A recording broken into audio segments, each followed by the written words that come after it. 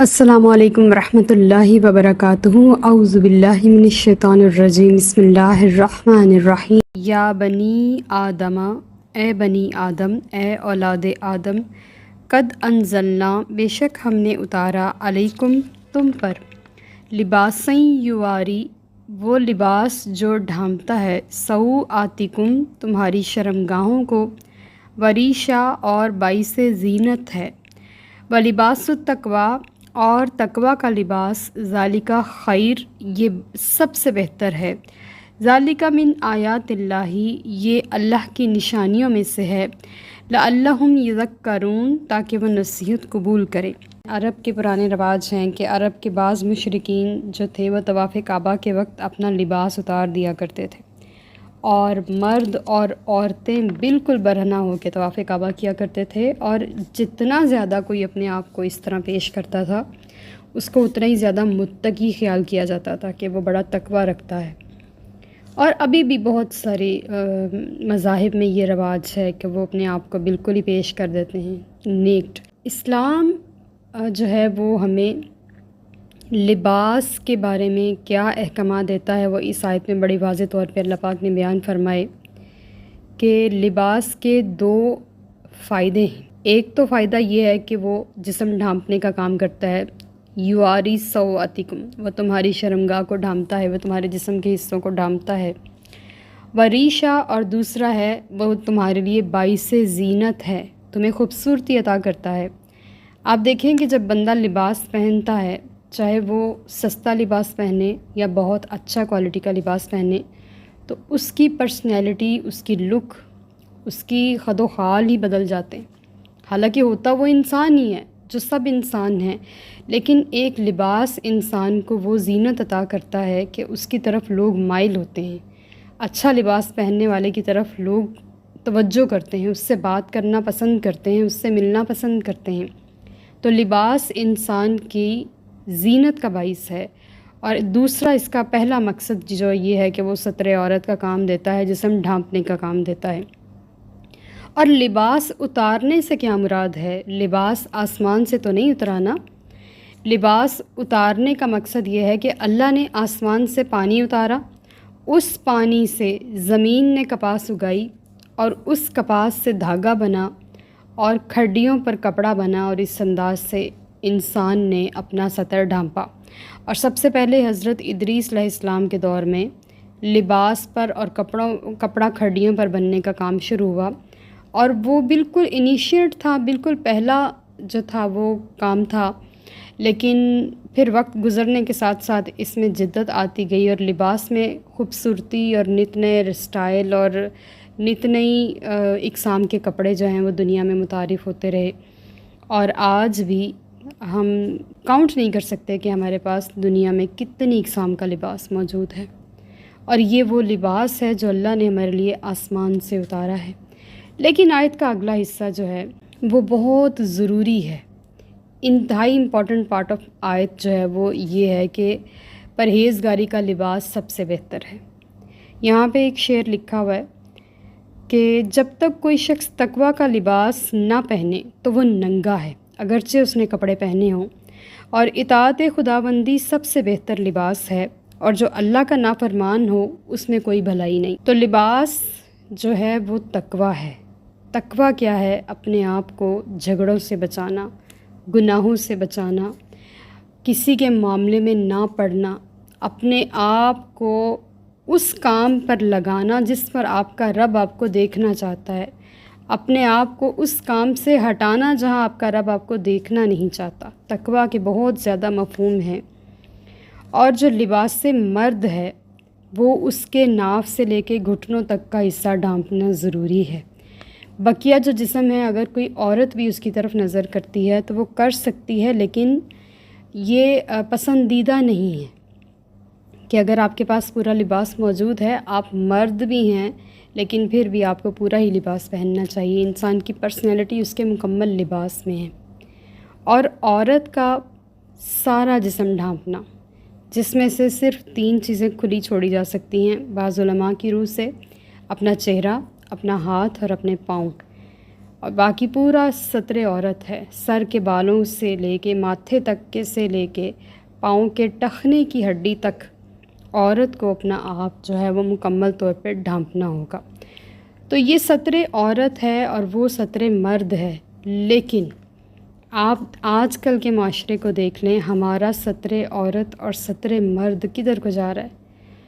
مرد اپنے گھٹنے ننگے کر رہے ہیں اور عورت نے اپنے ٹخنے جن کو چھپانے کا حکم ہے وہ ننگے کر دیے، اور مرد مکمل لباس پہنتا ہے، وہ کوٹ بھی پہنتا ہے، ٹائی بھی پہنتا ہے، اپنے آپ کو مکمل کور کرتا ہے، اور وہ اپنے ٹخنے بھی چھپا رہا ہے، حالانکہ اس کو ٹخنے ننگے کرنے کا حکم ہے، اور وہ اپنے بازو بھی پورے پہن رہا ہے کہ اس کی کلائی کی ہڈی بھی نظر نہیں آ رہی، اور عورت بالکل کھل کے سامنے آ چکی ہے۔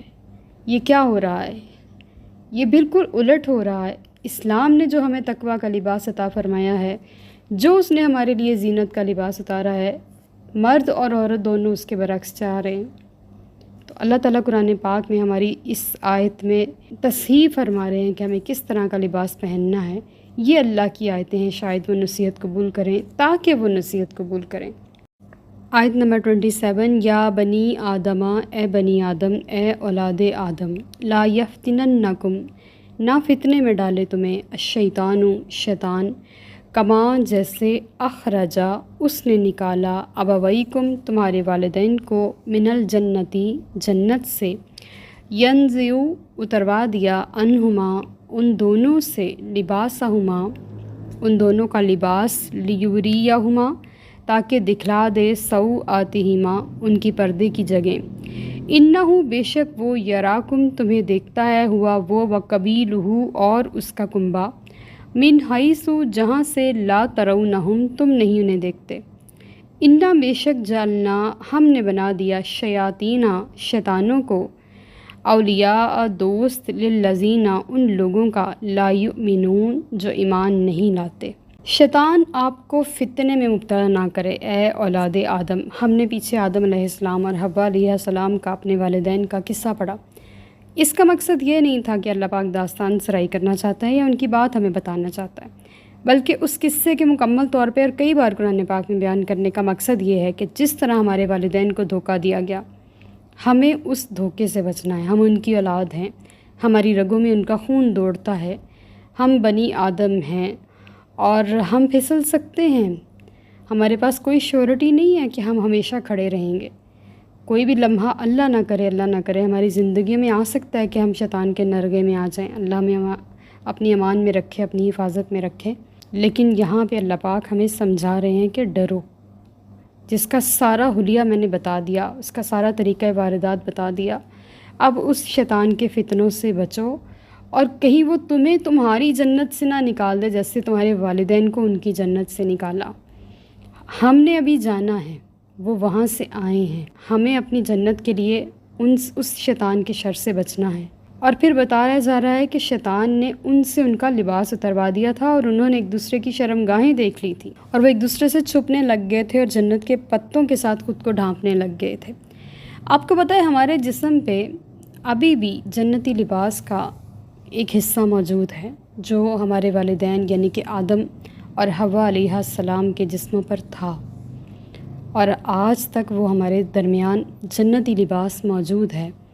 اور وہ جنتی لباس ہے ہمارے ناخن، ہمارے ہاتھوں اور پاؤں کے ناخن، یہ جنتی لباس ہے۔ پورے جسم سے لباس اتر گیا تھا، لیکن ان 10 جگہوں سے نہیں اترا تھا۔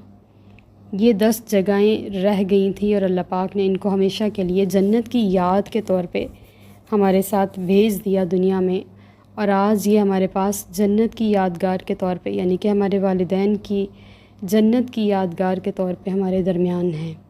اسی لیے ناخن کو کاٹ کے پانی میں بہانے یا مٹی میں دبانے کا حکم ہے تاکہ ان کی بے حرمتی نہ ہو۔ اس کا فائدہ بھی ہے کہ انسان بہت ساری بیماریوں سے بھی بچ جاتا ہے، اور عورت کے ناخن تو پھر پردے کی چیز ہے نا، تو اس لیے وہ مٹی میں دبا دینے ہی چاہیے تاکہ کوئی غیر محرم ان کو نہ دیکھ سکے۔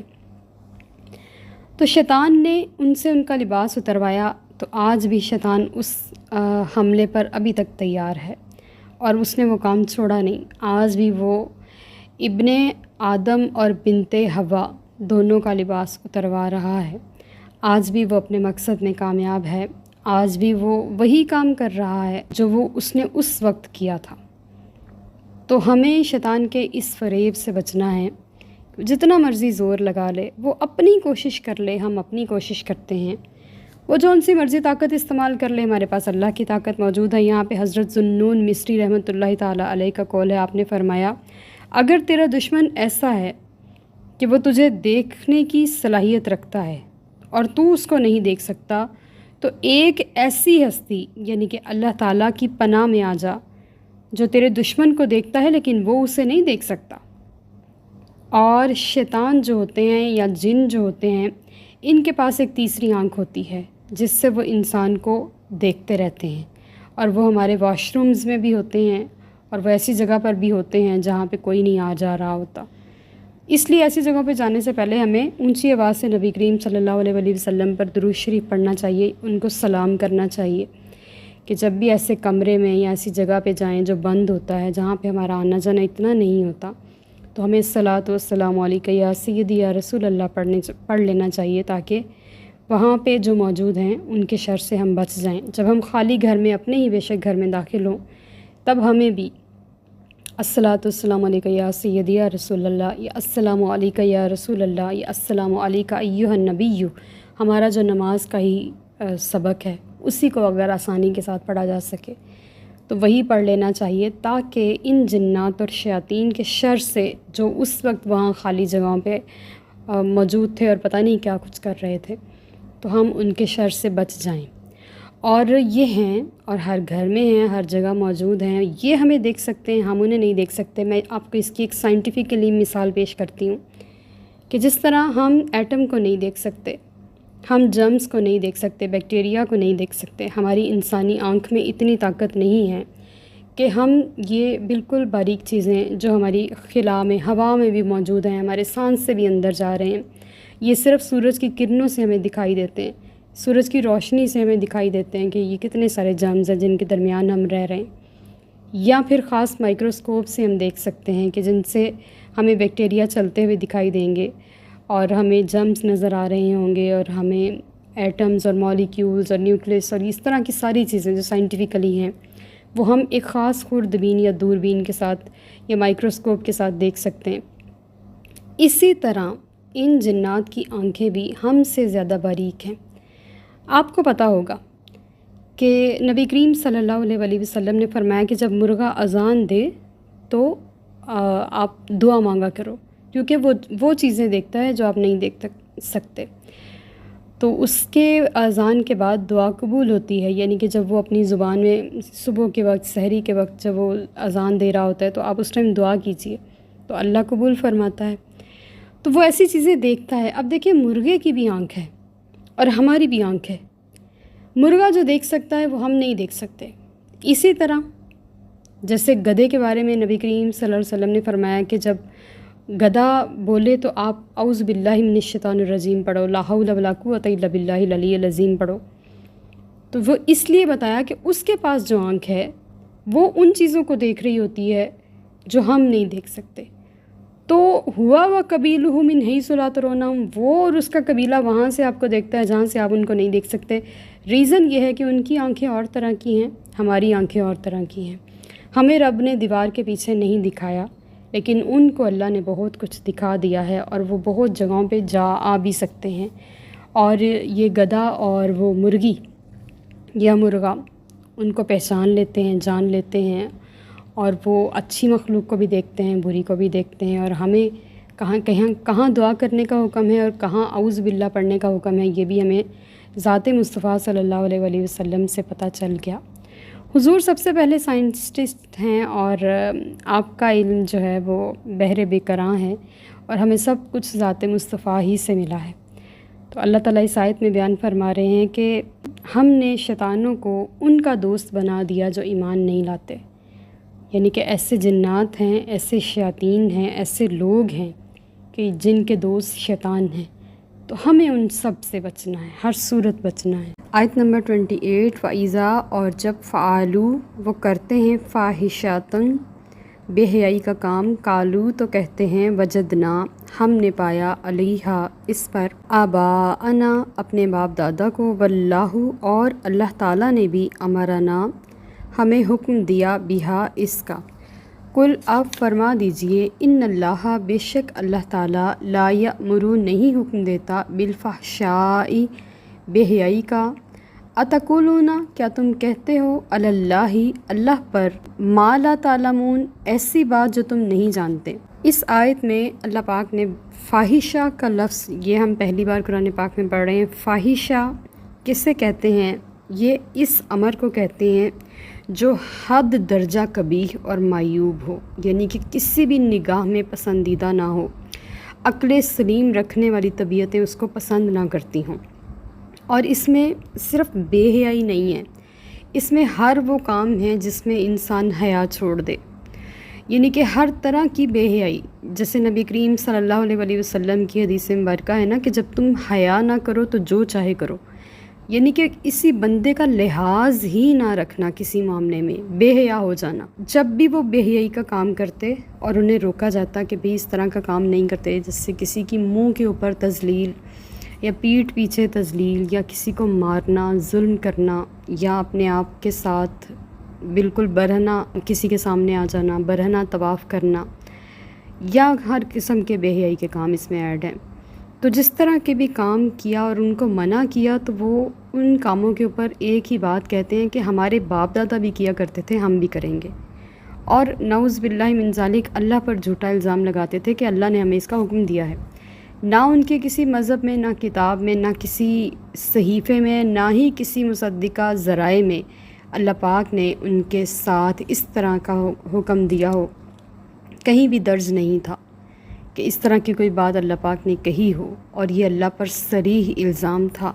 تو اللہ تعالیٰ فرما رہے ہیں، نبی آپ ان سے کہہ دیجئے اللہ کبھی بے حیائی کا حکم نہیں دیتا۔ الفحشاء یہ بے حیائی کی جمع ہے، یعنی کہ بے حیائیوں کا حکم نہیں دیتا۔ بے حیائی ایسے قبیح اعمال اور باطل عقائد کو کہتے ہیں جن کو عقل سلیم قبول نہیں کرتی۔ بے شک آپ اسے اپنی ڈائری میں نوٹ کر لیں، اللہ تعالیٰ ایسی بات کا حکم کیوں دے گا؟ اتقولون علی اللہ ما لا تعلمون، تم اللہ پر ایسی بات باندھو گے جو اس نے نہیں کی اور جس کا تمہیں علم ہی نہیں کہ اس نے کیا کہا۔ وما علینا الا البلاغ المبین۔ Like, subscribe and share.